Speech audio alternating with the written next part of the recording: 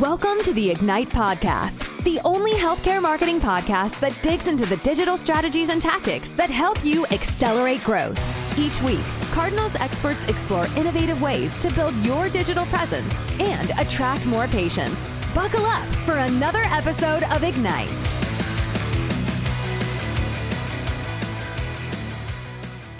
What's up, everybody? I'm Alex Membrillo, still CEO of Cardinal Digital Marketing somehow, and today you guys are in for a treat. We've got John McAlpin, the SEO Director here at Cardinal, and he's a master of all things technical wizardry, innovation, and trends in SEO. So we're going to be learning a lot from him.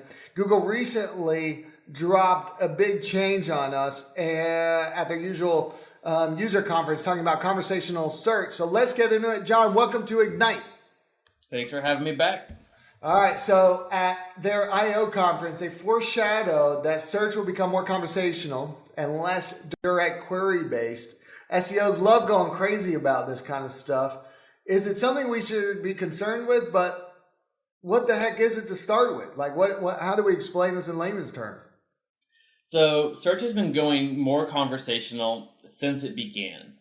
Back in the late 90s, early 2000s, we were all searching with not real language. We were searching with, grocery store near me or grocery store Dallas, Atlanta. It was very chopped up together. Right. And they've been working over time on developing an algorithm where you can ask more long tail questions.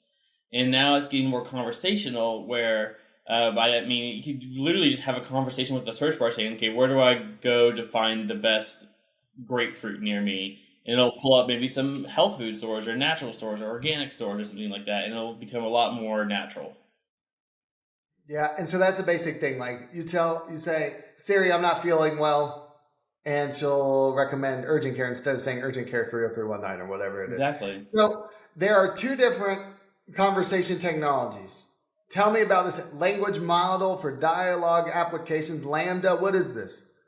And what's so LaMDA is a machine learning technology language. They're basically what they're doing is they're trying to train computers to understand language a little bit better. It's we use a lot for chatbots and AI, so that we can reduce the need for people to have more conversations with customers when you can help field a lot of customer questions before actually coming in to your healthcare operation.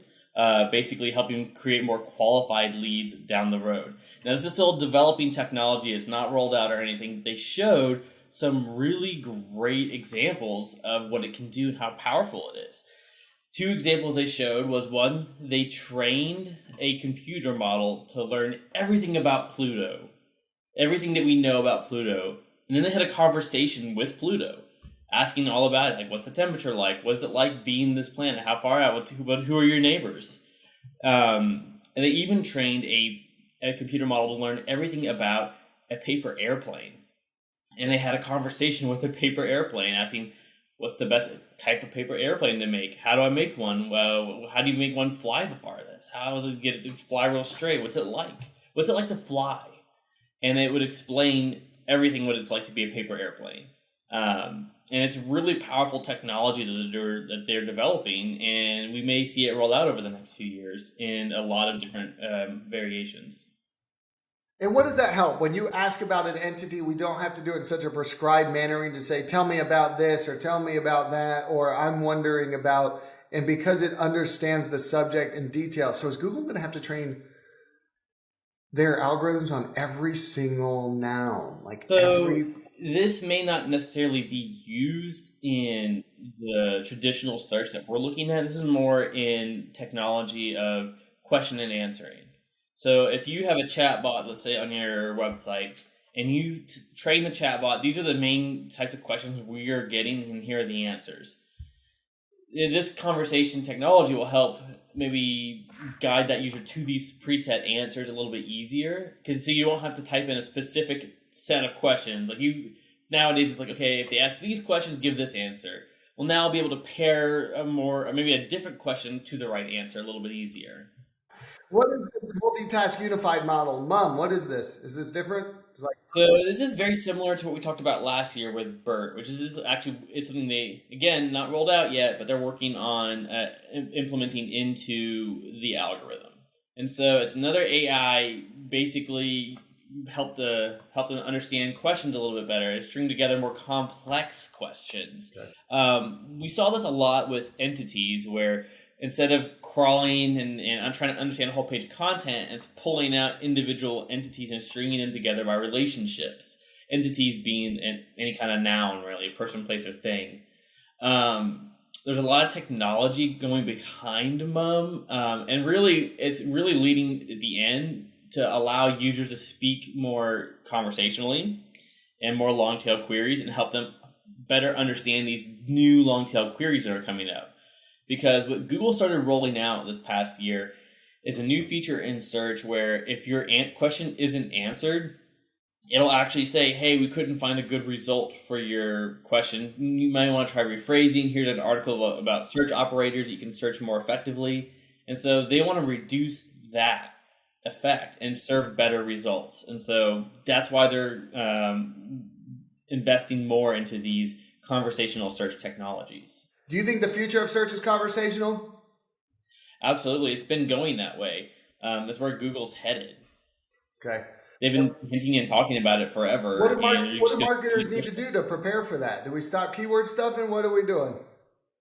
So keywords will always be important. There's been a lot of talk about the decrease in importance of keywords, but without keywords, we don't know what people are asking or searching for. And without the right kind of content, we're not going to know.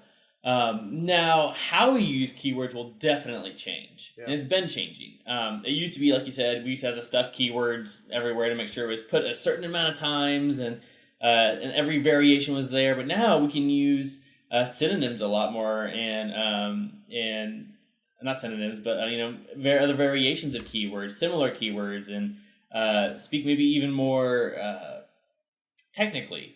So especially in healthcare, we've had to use like common names for certain procedures or medications, and we may be able to actually use the more formal names, and so that Google will understand that they're the same thing. And so before we had to like dumb down a lot of healthcare information for users, and we still do to a certain extent, but now we can come across as more authoritative with proper language, and we don't need to always find the substitute keywords just because of volume. How does this impact UX? How do you look at pages differently? Are we, you got to find the right balance of content, the conversion friendly stuff, the right design. Like, how are you looking at the way things are going as it relates to like the design of a page and the experience? I mean, design of page and content are going to go hand in hand. Okay. And it all depends on your audience, because since Google is trying to serve the best results for that audience based on how they form their questions, we need to morph our websites into that. So if we're targeting providers for referrals, if we're targeting patients for direct acquisition, we need to make sure we serve the user journey to what their audience profile is. Mm-hmm, mm-hmm. So UX always in it. John, you remember the good old days in like 08, it didn't, like UX wasn't a thing. Every website was bad. So we just had to put keywords on a page and rank. And Flash was still allowed. What? Flash was still allowed. Yeah, that's right. Oh, I forgot about Flash. It's Throwback Thursday. We're recording this on Wednesday, but whatever. That's good. Any final thoughts on conversational search that you would want people to know before everyone freaks out and goes and changes everything? Of course. So you're going to get a lot of articles say how to optimize for LaMDA and MUM and how to optimize with.